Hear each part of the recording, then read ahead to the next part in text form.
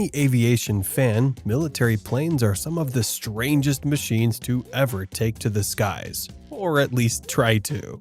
Sure, some are incredible, like the F-22 Raptor and the V-22 Osprey, but sometimes engineers take things a little too far, creating some of the most bizarre-looking aircraft ever conceived. From a flying bathtub, yes, a bathtub, to a seaplane that terrified everyone. These are some of the weirdest military aircraft ever built. Sukhoi Su-47 Berkut. When it comes to military aircraft, the Sukhoi Su-47 Berkut is one of the most unique and futuristic-looking fighter jets ever built. I mean, look at it! If you've ever laid eyes on it, the first thing you probably noticed was its forward-swept wings, an incredibly rare design choice that instantly set it apart from conventional fighter jets. Unlike traditional fighters with swept back wings, the Su-47's wings angled forward, making it look almost as if it were flying in reverse. But beauty aside, there was serious engineering behind it. The forward-swept wing design gave the plane insane maneuverability, allowing the aircraft to turn at tighter angles, maintain better control at low speeds, and remain more stable in high-G dogfights. Compared to standard jets that struggle with airflow stalling near the wingtips during a sharp turn, the Su-47 wings kept air flowing smoothly over the entire surface, enhancing its agility. In real-world terms, it was like having a sports car with an advanced suspension system that could hug corners at high speeds, while everyone else had to slow down. Powered by two afterburning turbofan engines, initially the D30F6 before being upgraded to modified AL41F engines. The Berkut could hit speeds of Mach 1.6, approximately 1,200 miles per hour or 1,900 kilometers per hour. While not the fastest jet in the world, raw speed wasn't the focus here. The Su-47 was built to outmaneuver anything in the sky. With a body made of advanced composite materials, it was also far more resilient and stealthier than many of its predecessors.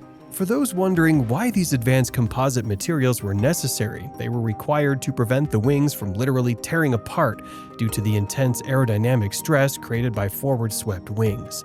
But here's where the problem came in. Those materials were insanely expensive. While the Su-47's design was groundbreaking, it was ultimately developed as a technology demonstrator, never meant to become Russia's main frontline fighter. It served as an experimental playground for testing new aerodynamics, materials, and flight control systems. As cool as it was, mass producing it would have cost a fortune. And at the time, Russia simply didn't have the budget for it. Instead, many of the Berkut's innovations, including its advanced flight controls, composite materials, and stealth technology, were later incorporated into modern Russian fighter jets, like the Sukhoi Su-57, Russia's first real stealth fighter. Even though it never went into full production, the Su-47 remains one of the most visually striking and technologically fascinating fighter jets ever built. It looked like something straight out of a sci-fi movie, flew with agility that seemed almost unnatural, and proved that forward-swept wings weren't just a fantasy. In the end, the Berkut was ahead of its time, but its legacy lived on in the next generation of Russian fighters. And let's be honest, if Batman ever needed a Russian fighter jet, this would probably be the one he'd pick. If you think this plane was insane, the next one quite literally looks like a kid designed it.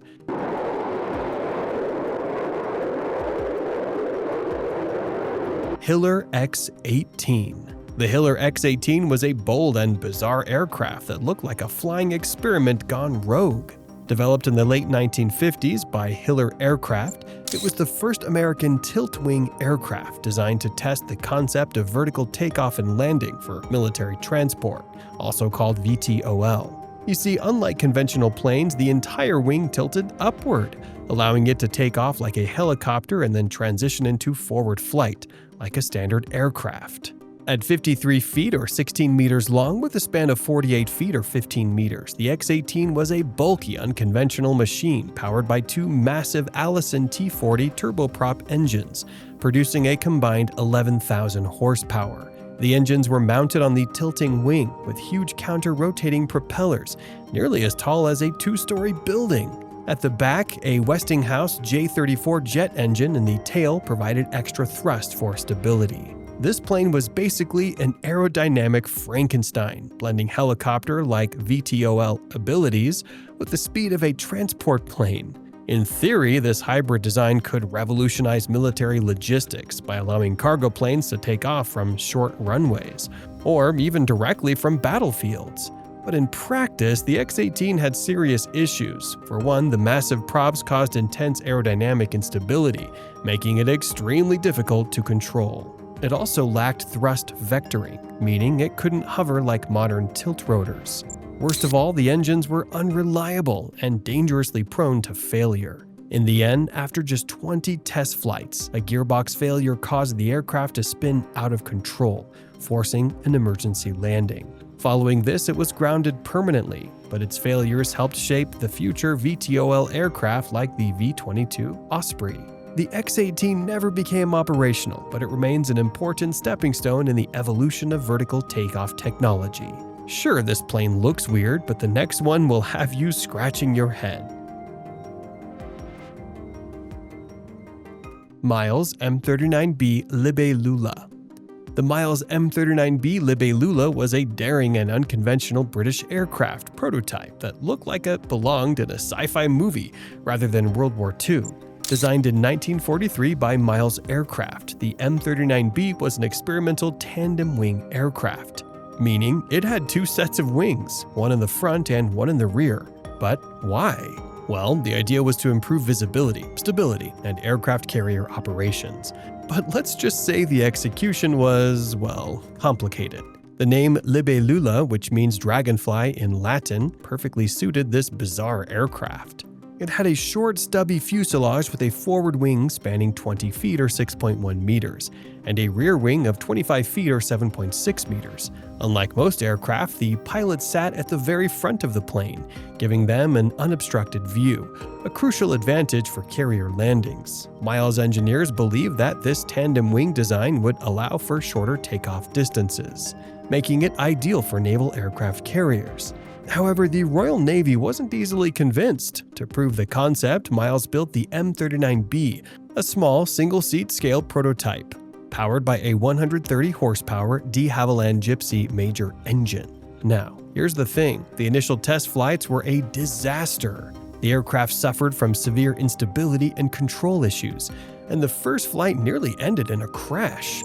Thankfully, engineers made modifications and the M39B eventually flew more successfully, but as you would imagine, it never gained military support.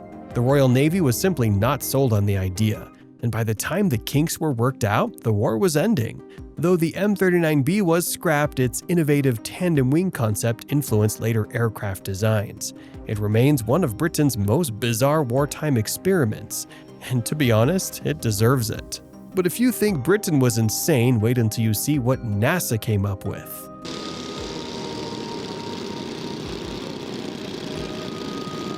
NASA M2F1. Whenever you hear NASA, it's always best to prepare for something weird, and this plane was no different.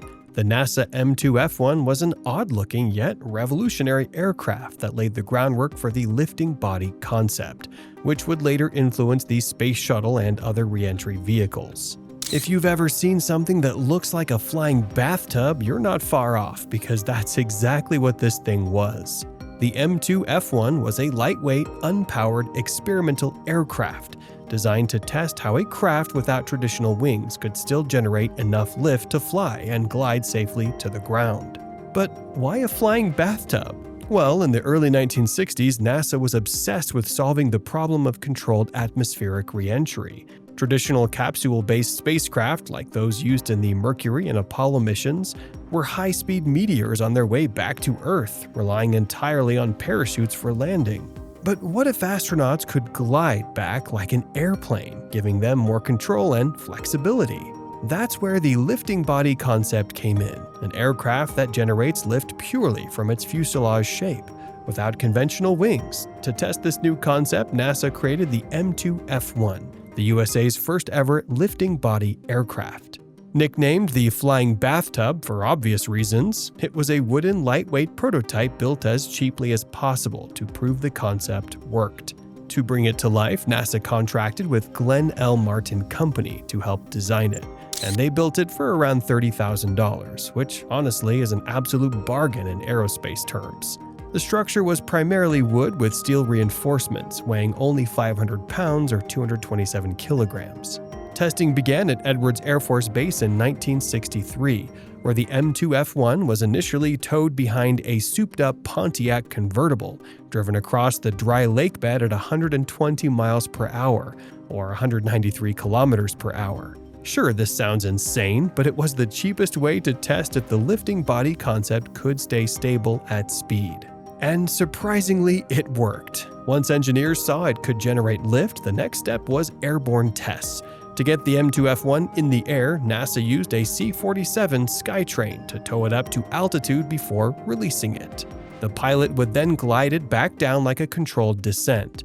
These tests confirmed that a wingless lifting body could indeed fly and land safely. However, early flights revealed instability and poor control, forcing engineers to make modifications, including a larger stabilizing fin. While the M2F1 itself never had an engine, its success led to more advanced rocket-powered lifting bodies, including the M2F2, M2F3, HL-10, X-24A, and X-24B. These later models were vital in proving that spacecraft didn't need wings to land like a plane, directly influencing the design of the space shuttle decades later. Though it looked like a joke, the M2F1 was one of the most important experimental aircraft in history. It proved that lifting bodies worked, paving the way for the controlled re-entry vehicles we use today. From humble wooden beginnings to shaping space exploration, the M2F1's legacy is as big as the skies it flew in. Speaking of legacies, the next plane had a rather confusing one. Stay tuned to find out why. Lund-class Ekranoplan. At first glance, this might be the scariest thing the Soviets ever built. The Lund-class Ekranoplan was a Cold War-era Soviet ground-effect vehicle that looked like a mix between an aircraft and a ship, but operated like neither. The massive beast, also known as Project 903 Lund, was built to take advantage of the ground effect, which is basically a cushion of air that forms between a fast-moving vehicle and the surface below, in this case, the sea. Designed by the Central Hydrofoil Design Bureau in the 1980s. The Lund class was not quite a plane and not quite a ship, something in between. It could fly just a few meters above the water at speeds of around 550 kilometers per hour, or 340 miles per hour, allowing it to bypass naval mines and avoid detection by enemy radar. The Lund was powered by 8 massive Kuznetsov NK-87 turbofan engines, mounted above its short, stubby wings, giving it an aggressive, almost alien appearance. What made the Lund truly terrifying was its heavy firepower. It was armed with 6 P-270 Moskit supersonic cruise missiles, designed to destroy enemy ships with devastating speed and precision. Essentially, the Lund was a missile boat that could fly at high speeds, making it extremely difficult to counter with traditional naval defenses. Only one Lund-class Ekranoplan was ever built, and despite its impressive speed and armament, the concept was eventually abandoned as military priorities shifted in the post-Soviet era. To make things worse, the lone prototype sat abandoned for decades before being moved to a museum in Derbent, Russia in 2020. Today, the Lund class remains one of the most unique and intimidating military vehicles ever created, a glimpse into an alternate future where the Soviet Union envisioned low-flying sea monsters dominating naval warfare.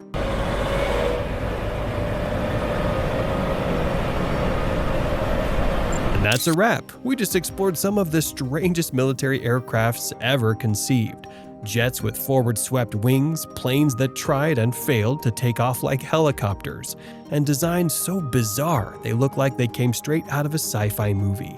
Some of these aircraft were ahead of their time, some were complete disasters, and others paved the way for modern aviation breakthroughs. But one thing's for sure, military engineers were never afraid to get weird. If you love digging into the most insane war machines ever built, don't forget to subscribe and turn on notifications. Trust me, we've barely scratched the surface.